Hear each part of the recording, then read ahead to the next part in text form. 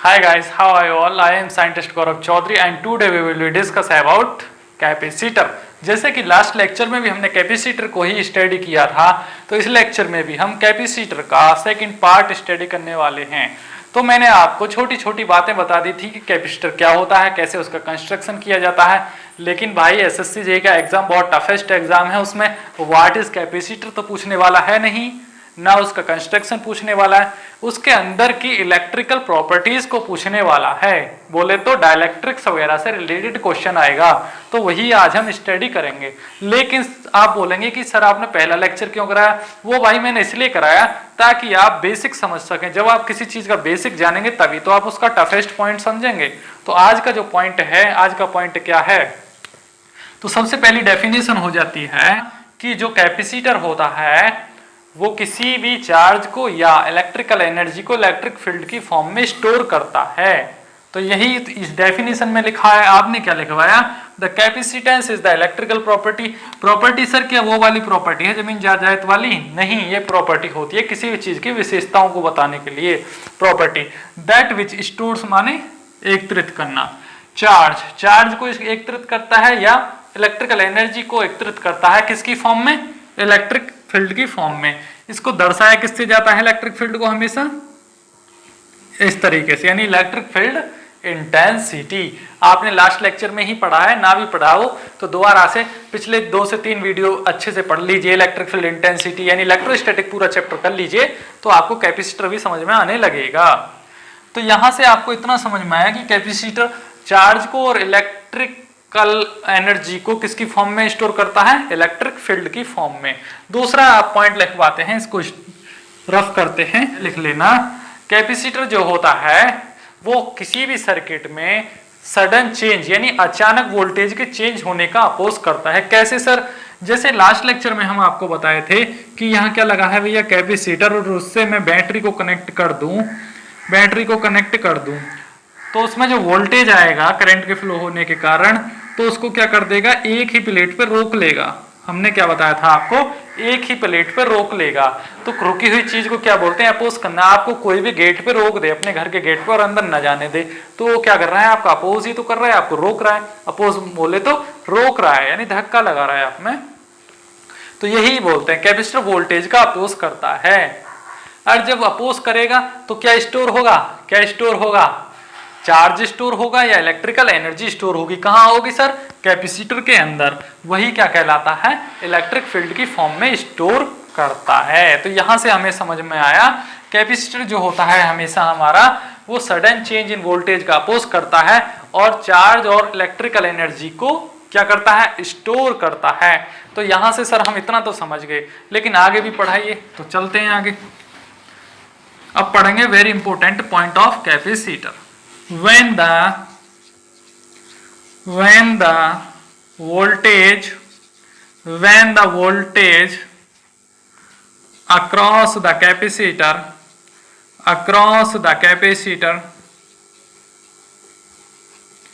does not change with regular interval of time. भैया जब voltage समय के साथ चेंज ना हो किसी भी कैपेसिटर में, तो उसका मतलब क्या होता है? कौन सा वोल्टेज चेंज नहीं होता है?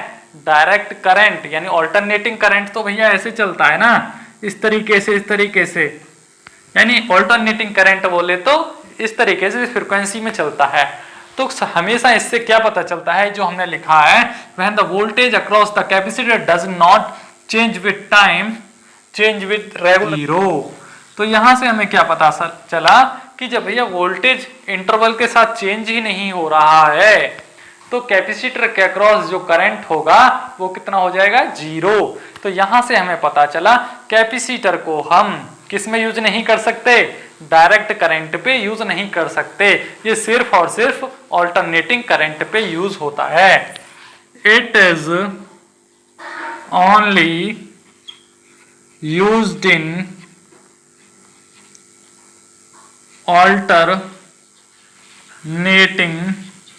alternating current, बोले तो एसी सर्किट्स में। ये केबल और केबल किस में यूज होता है भैया? एसी सर्किट्स में, डायरेक्ट डीसी सर्किट में नहीं होता। क्या सर? नहीं होता। It can not used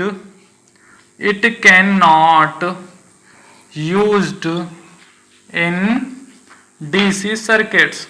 sir आप तो झूठ बोल रहे हो, हमने तो देखा है जो कैपेसिटर होता है वो हमारे मोबाइल के चार्जर के अंदर भी होता है और वो तो डीसी होता है सर। हमारा मोबाइल का चार्जर डीसी से चार्ज होता है। बिल्कुल सही बात भैया। जो मोबाइल का चार्जर होता है ना उसके अंदर दो सर्किट होते हैं। पहला होता है ऑल्टरनेटिंग सर्किट, ऑल्टरनेटिंग करंट वाला सर्किट। उसके बाद रेक्टिफायर लगा होता है। उसके बाद डायरेक्ट करंट का सर्किट होता है। जो आपका कैपेसिटर होता है वो हमेशा ऑल्टरनेटिंग करंट सर्किट में ही यूज होता है, वो डायरेक्ट करंट वाले सर्किट में यूज नहीं होता। लेकिन आपको पता नहीं चलता, आप सोचते हैं कि डीसी सर्किट में यूज हो रहा है। उसमें ऐसे ऐसे डिवाइस हैं, पहले एसी आ रहा है उसके बाद कन्वर्ट होकर डीसी बन रहा है। तो आपको क्या पता चल रहा है कि एसी में लगा है कैपेसिटर या डीसी में? हालांकि वो हमेशा एसी में ही लगाया जाता है। जब मैं सर्किट बना के दिखाऊंगा तो आपको समझा भी दूंगा कि किसी भी चार्जर के अंदर या किसी भी बैटरी वगैरह के अंदर कैपेसिटर कैसे यूज होते हैं। तो यहां से इतना समझ लीजिए, जो कैपेसिटर होता है वो हमेशा कहाँ यूज होता है? एसी सर्किट्स में या डीसी सर्किट्स में यूज नहीं होता है। क्यों नहीं होता है सर? क्योंकि ये रेगुलर इंटरवल ऑफ टाइम के साथ वोल्टेज को चेंज नहीं कर पाता, इसलिए इसके अंदर जो करंट होता है वो कितना हो जाता है? 0। Very important point. तो यहां से करंट और वोल्टेज का रिलेशन क्लियर होता है किसी भी कैपेसिटर में। तो ये जो पॉइंट है इसको लिख लीजिए और ये एग्जाम में पूछा जाएगा कि capacitor can be used in DC circuits, तो आप करोगे no. Capacitor can be used in AC circuits, जी बिल्कुल हो सकता है, यस। तो यहां से क्वेश्चंस पुट अप होता है एग्जाम में, ये लिख लीजिए आप, बहुत इंपॉर्टेंट पॉइंट है। अब नेक्स्ट पॉइंट आता है कैपेसिटर का फॉर्मूला, कैपेसिटेंस का फॉर्मूला कैसे बनता है, कैपेसिटेंस का फॉर्मूला। तो सर आप तो Q is directly proportional to V बताए थे ना? हाँ बिल्कुल सही बताए थे, वो भी कैपेसिटेंस का फॉर्मूला है।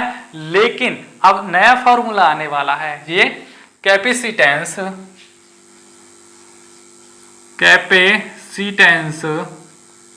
ऑफ पैरेलल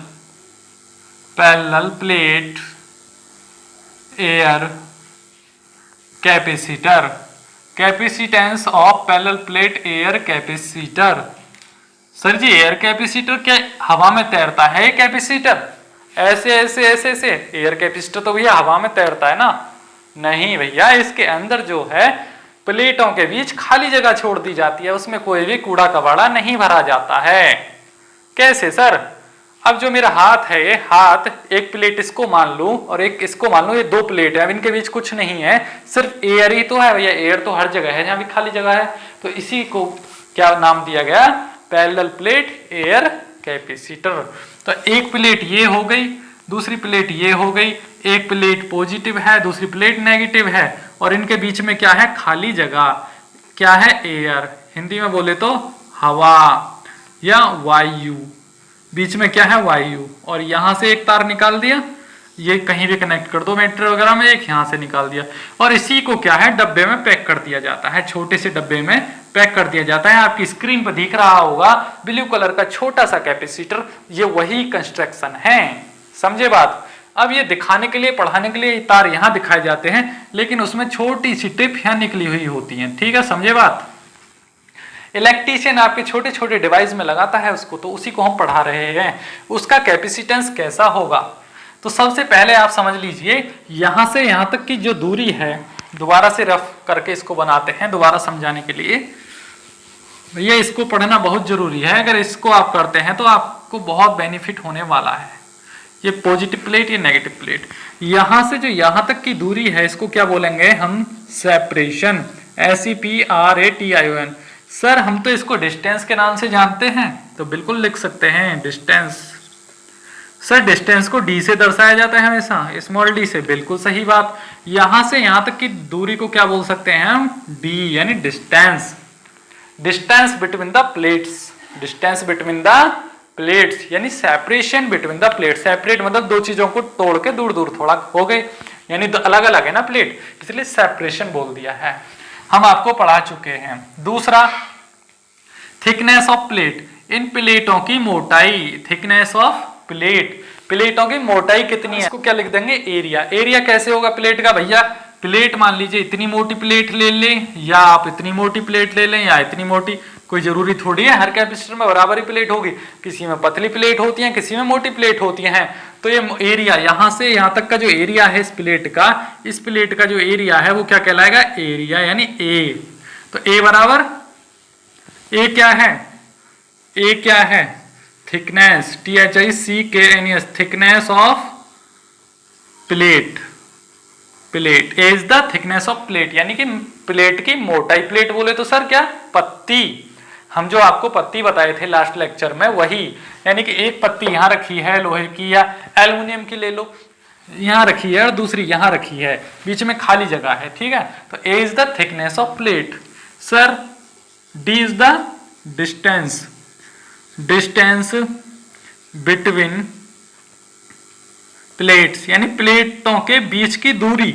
एक प्लेट यहां रखी है, दूसरी प्लेट यहां रखी है, तो इनके बीच में जो खाली जगह है उस दूरी को लिख रहे हैं हम D. D is the distance between the plates. तो यहां से जो फॉर्मूला बनेगा, कैसे मिलेगा आपको फॉर्मूला, फॉर्मूला मिलेगा आपको कैपेसिटेंस का सी, कैपेसिटेंस को हमेशा सी से दर्शाते हैं, यानी किसका, एयर का। Capacitance of parallel plate air capacitor है, तो भैया यहाँ लिख दोगे C air, capacitance of parallel plate air capacitor है तो यहाँ एयर लिख दोगे। एप्सिलॉन ए अपॉन डी, तो capacitance of parallel plate air capacitor का जो फॉर्मूला होता है सी एयर बराबर epsilon A upon D. Sir epsilon तो आपने लास्ट लेक्चर में परमिटिविटी को दर्शाने के लिए बताया था, एब्सोल्यूट परमिटिविटी ऑफ एयर और वैक्यूम, बिल्कुल वही तो दर्शा रहे हैं एप्सिलॉन, यानी इनके बीच की खाली जगह में परमिटिविटी कैसी है, एयर और वैक्यूम की वजह से है, तो वही हम बता रहे हैं। इसलिए बार बार बोल रहे थे कि इलेक्ट्रोस्टैटिक चैप्टर कैपेसिटर में बहुत ज्यादा इंपॉर्टेंट है, इसको अच्छे से कर लो, ठीक है। तो सर ये जो फॉर्मूला है बहुत ज्यादा इंपॉर्टेंट है। तो इसकी कैपेसिटर की ऐसा यूनिट क्या होगी सर, ऐसा यूनिट यहां से, ऐसा यूनिट कैपेसिटेंस की हमेशा क्या होगी, फेरेड ही होगी। क्या होगी, फेरेड, याद रखना। ऐसा यूनिट ऑफ कैपेसिटेंस या कैपेसिटर इज ऑलवेज फेरेड, लिख लो। कैपेसिटेंस की ऐसा यूनिट क्या होती है, फेरेड। तो यहां से इसकी थोड़ा डेफिनेशन लिख देते हैं, इसको रफ करिए आप और इसकी डेफिनेशन लिखेंगे आप। ये तो आपको समझ में आ ही गया कि कैपेसिटेंस का फॉर्मूला कैसे तैयार करते हैं, लेकिन इस फॉर्मूले से आप बिल्कुल नहीं समझे तो रट्टे जैसी बात हुई, जैसे रट लिया हो कोई चीज को।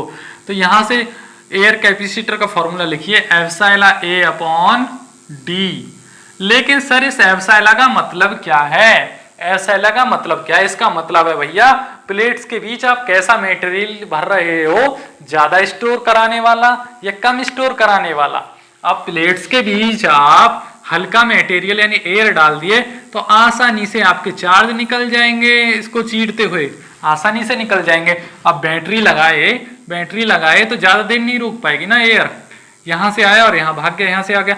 मान लीजिए इस डस्टर को बीच में डाल दूं तो जो चार्ज यहां से आएगा वो इसमें टक्कर मारेगा लेकिन रुकेगा। तो ये एप्सिलॉन उसी पे डिपेंड करता है, एप्सिलॉन आप कम परमिटिविटी का डाल रहे हो या हाई परमिटिविटी का डाल रहे हो बीच में, यानी प्लेट्स के बीच में जो मटेरियल डालोगे वैसा ही लिखा जाएगा, ठीक है बात। तो यहां से लिख दो capacitance is directly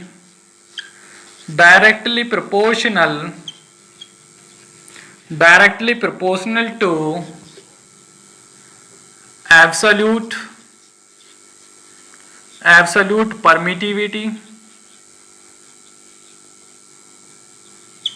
permittivity of dielectrics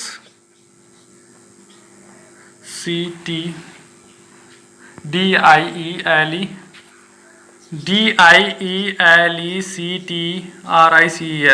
dielectrics of material. भैया मटेरियल पे भी तो डिपेंड करता है, और area of plates and inversely inversely proportional to separation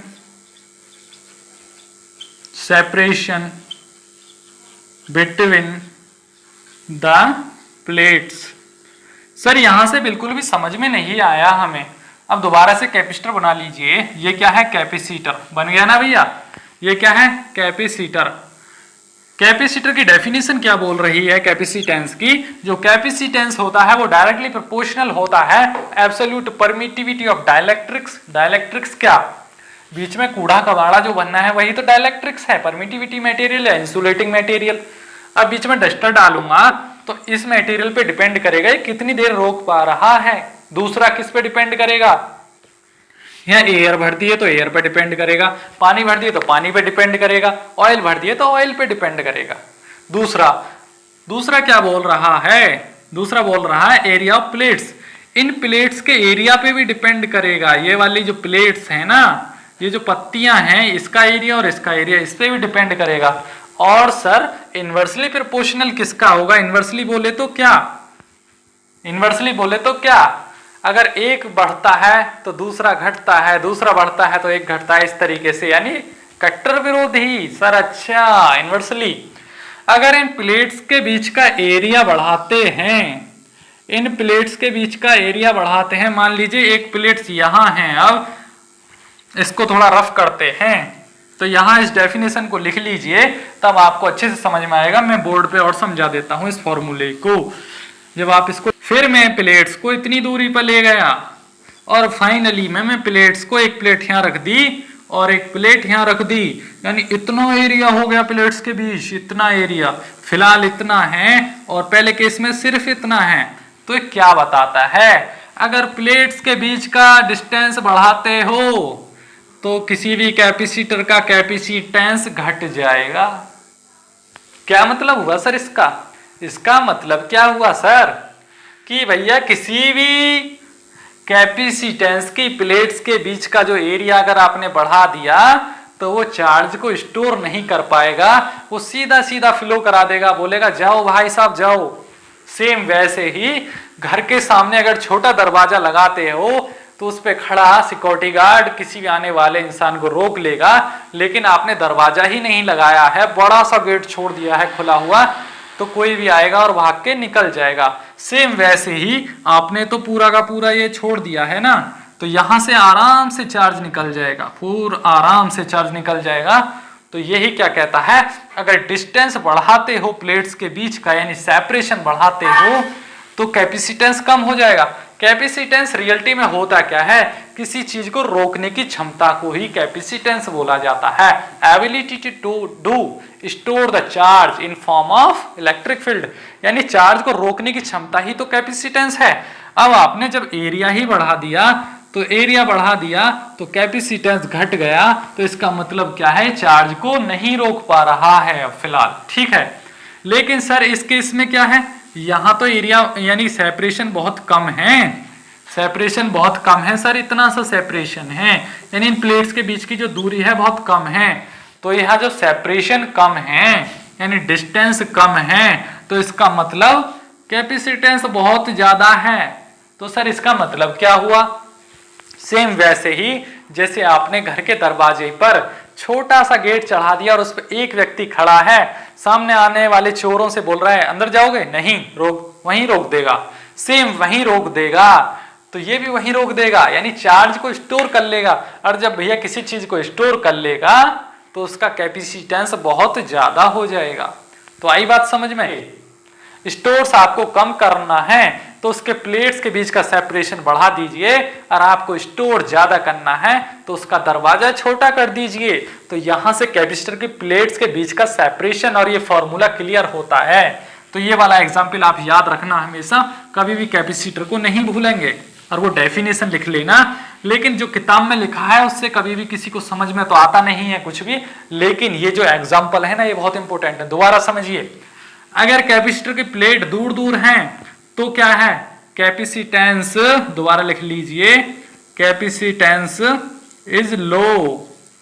दूसरे केस में क्या है? अगर प्लेट पास पास है तो कैपेसिटेंस क्या हो जाएगा, कैपेसिटेंस इज हाई।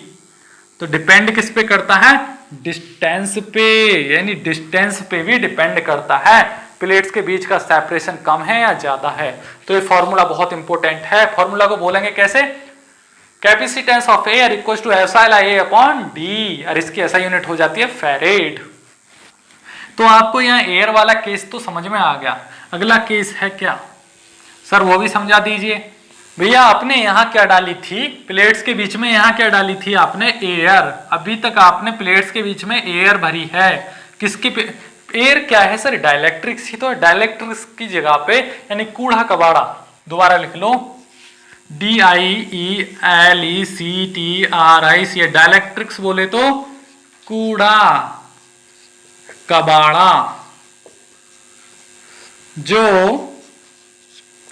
चार्ज को रोक पाए, जो चार्ज को रोक पाए, यानी कि इंसुलेटिंग, दोबारा से लिख दो, इंसुलेटिंग मटेरियल। समझे बात, इंसुलेटिंग मटेरियल को ही डाइलेक्ट्रिक्स बोलते हैं। लेकिन अगर एयर की जगह पे मैं यहाँ कोई डाइलेक्ट्रिक स्लैब डाल दूं, डाइलेक्ट्रिक स्लैब बोले तो इस तरीके का डस्टर, यानी कांच का टुकड़ा डाल दूं या लोहे का टुकड़ा डाल दूं, इस तरीके का बीच में, मान लीजिए इन प्लेट्स के बीच में इस तरीके से कुछ रख दूं, तब क्या होगा, तब क्या होगा, कैपेसिटेंस पर, कैपेसिटेंस बढ़ेगा या घटेगा, वही हम आपको बताने जा रहे हैं। अब तो यहां से हेडिंग डालिए, इसको थोड़ा रफ करिए और यहां से हेडिंग डालिए। हेडिंग डालना बहुत जरूरी होता है किसी भी चीज की, तभी समझ में आता है। When the capacitor is filled बोले तो भरा हुआ, filled मतलब किसी चीज को, अगर पानी के गिलास को पानी से भर रहे हो, गिलास को पानी से भर रहे हो तो फिल्ड, यानी बोतल को पानी से भर रहे हो तो फिल कर रहे हो। Field with dielectric slab, dielectric slab, पहले केस में हमने डाइलेक्ट्रिक स्लैब की जगह पे क्या डाला था, एयर। डालने की जरूरत ही नहीं पड़ी, एयर तो नेचुरली होता ही है, नेचुरली होता ही है, तो उसको भी तो डाइलेक्ट्रिक स्लैब ही बोलेंगे ना। कुछ तो है भैया प्लेट्स के बीच, एयर है, चाहे लकड़ी है, चाहे लोहा है, कुछ तो है, तो भरना ही क्या कहलाता है, कूड़ा कबाड़ा बनना ही डाइलेक्ट्रिक स्लैब। इस केस में हमने क्या डाल दिया प्लेट्स के बीच, यानी कि इतनी मोटी एक छड़ी डाल दी, इतनी मोटी, यानी कि इतना मोटी क्या है ये, एक स्लैब डाल दी। स्लैब बोले तो आयरन रॉड, आयरन की रॉड डाल दी, आयरन की रॉड डाल दी प्लेट्स के बीच, और यहां वायर लगाया और यहां बैटरी से कनेक्ट कर दिया और यहां लगाया। ऐसे ही तो कैपेसिटर होता है। तो भैया कैपेसिटेंस क्या होगा, जब डाइलेक्ट्रिक स्लैब डाल देंगे, किसी भी कैपेसिटर का जो कैपेसिटेंस होगा क्या होगा, अब लिख लीजिए। तो आपने पढ़ा था कैपेसिटेंस ऑफ एयर कैपेसिटर क्या था, epsilon A upon D, epsilon A upon D. लेकिन अब आपने एप्सिलॉन की जगह पे यानी एब्सोल्यूट परमिटिविटी ऑफ मटेरियल की डाल दी ना, यानी एब्सोल्यूट परमिटिविटी ऑफ एयर था पहले केस में, यहाँ क्या था, एयर था। लेकिन इस केस में आपने क्या डाल दिया, मटेरियल डाल दिया, तो यहाँ क्या हो जाएगा, एप्सिलॉन। भाई अगर किसी ने लास्ट लेक्चर अच्छे से पढ़े होंगे, यानी इलेक्ट्रोस्टैटिक वाले लेक्चर्स अच्छे से पढ़े होंगे, चैप्टर पढ़ा होगा, तो समझ में आ जाएगा एप्सिलॉन किसको बोलते हैं, एप्सिलॉन नोट किसको बोलते हैं, और एप्सिलॉन आर किसको बोलते हैं। तो सर यहाँ एप्सिलॉन नोट की जगह पर क्या आ जाएगा, इस बार एप्सिलॉन आ जाएगा, और सर एयर की जगह पे यहाँ क्या आ जाएगा, मीडियम, यानी इस बार नीचे की तरफ एम लिख जाएगा, मीडियम यानी मटेरियल। तो सर फॉर्मूला क्या हो जाएगा, Cm बराबर एप्सिलॉन ए अपॉन डी। तो सर आप तो बताए थे एप्सिलॉन बराबर होता है एप्सिलॉन नोट एप्सिलॉन आर, यानी एप्सिलॉन नॉट एप्सिलॉन आर। कहां से आता है सर ये आता है यहां से, रिलेटिव परमिटिविटी ऑफ मटेरियल बराबर relative absolute permittivity of material upon epsilon not. Sir ये वाला केस तो आपने पढ़ाया था लास्ट लेक्चर में, बिल्कुल। तो एप्सिलॉन बराबर आ जाता है epsilon naught epsilon R. Capacitance of medium, यानी कि जब when the capacitor filled with dielectric slab, इसके लिए हो जाता है। तो यहां क्या लिख दूंगा मैं, एम की बजाय डी भी लिख दूंगा तो चलेगा। Epsilon naught epsilon R upon D, कहीं कहीं इसका फॉर्मूला लिखा रहता है Cm बराबर एप्सिलॉन आर एप्सिलॉन यानी कि सी एयर इस तरीके से आता है सर किताबों में, तो फॉर्मूला लिख के क्यों आता है, वो इसलिए आता है एप्सिलॉन यानी कि एयर वाले का फॉर्मूला क्या होता है epsilon not a upon D, इसी में से इतना निकाल के अपॉन डी करके वो एप्सिलॉन आर सी लिख देता है, सी एयर, और बचे कुछ को बचा क्या एप्सिलॉन आर वो यहाँ लिख देता है, समझे बात। लेकिन उसे लिखने की जरूरत नहीं है, सिर्फ जितना मैं बता रहा हूं उतना याद रखिए और उसको क्या कर लीजिए आप नोट डाउन। तो यहां से इसकी डेफिनेशन लिख लीजिए, when a capacitor is filled with any dielectric slab, अगर स्लैब डाल दी जाए, then capacitance is increases, बढ़ेगा, increases और more than किससे होगा एयर से, यानी जब एयर भरी थी उससे उसके इससे ज्यादा होगा, मोर देन एयर, यानी कि कैपेसिटेंस ऑफ एयर कैपेसिटर, यानी एयर कैपेसिटर से ज्यादा होगा। यानी जब डाइलेक्ट्रिक स्लैब डाल दी जाए किसी भी कैपेसिटर के अंदर तो उस कैपेसिटर का कैपेसिटेंस ज्यादा होगा। सर कैपेसिटेंस ज्यादा होगा ये अच्छा ही है या बुराई है? भाई चार्ज को ज्यादा रोक पाएगा तो उसकी क्षमता ज्यादा, आपके डिवाइस को धक्का ज्यादा देगा। भाई सीधी सी बात है, अगर कोई चीज 1 रुपया स्टोर कर रही है और 1 रुपया दे रही है तो आपके खर्चे पे कोई इफेक्ट नहीं आने वाला। और कोई चीज 100 रुपये स्टोर कर रही है और आगे आने वाले भविष्य में आपको 100 रुपये प्रोवाइड करा रही है तो आपके खर्चे को थोड़ा दबाएगी ना, अच्छा कर देगी आपके बजट को। इसलिए किसी भी कैपेसिटर का कैपेसिटेंस जितना अच्छा होता है वो उतना ही अच्छा कैपेसिटेंस माना जाता है। इसीलिए बड़े बड़े डिवाइस में कैपेसिटेंस का यूज किया जाता है, समझे बात।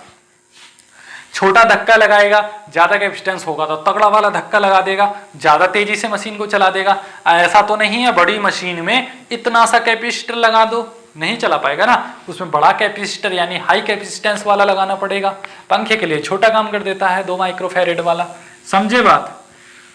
तो सर कंडक्टिंग स्लैब डाल देंगे तो तब क्या होगा, तब भी बढ़ेगा, बिल्कुल सही बात। स्लैब चाहे जौन सी भी डालो, डाइलेक्ट्रिक डालो, कंडक्टिंग डालो, यहां सर डाइलेक्ट्रिक स्लैब की जगह पे कंडक्टिंग भी लिखा आता है कहीं कहीं, कंडक्टिंग स्लैब। चाहे डाइलेक्ट्रिक बोले चाहे कंडक्टिव स्लैब बोले, बात एक ही है, कभी कंफ्यूज नहीं होना है। दोनों केस में फॉर्मूला क्या होगा, Cm बराबर epsilon naught epsilon R A upon D, या क्या होगा सर Cm बराबर सी एयर यानी कैपेसिटेंस ऑफ एयर वाले का मल्टीप्लाई में एप्सिलॉन आर लिख देगा। ये मैंने आपको समझा दिया कहां से आया, लेकिन आपको सिर्फ याद क्या करना है, ये लर्न क्या करना है ये। तो मैंने यहां से आपको बताया किसी भी कैपेसिटर में अगर कोई मटेरियल भरते हैं तो उसका कैपेसिटेंस पे क्या इफेक्ट पड़ रहा है, बढ़ता है घटता है, एयर होती है तो क्या होता है। यहां से सर हमको क्या समझ में आया, कैपेसिटेंस समझ में आ गया अच्छे से।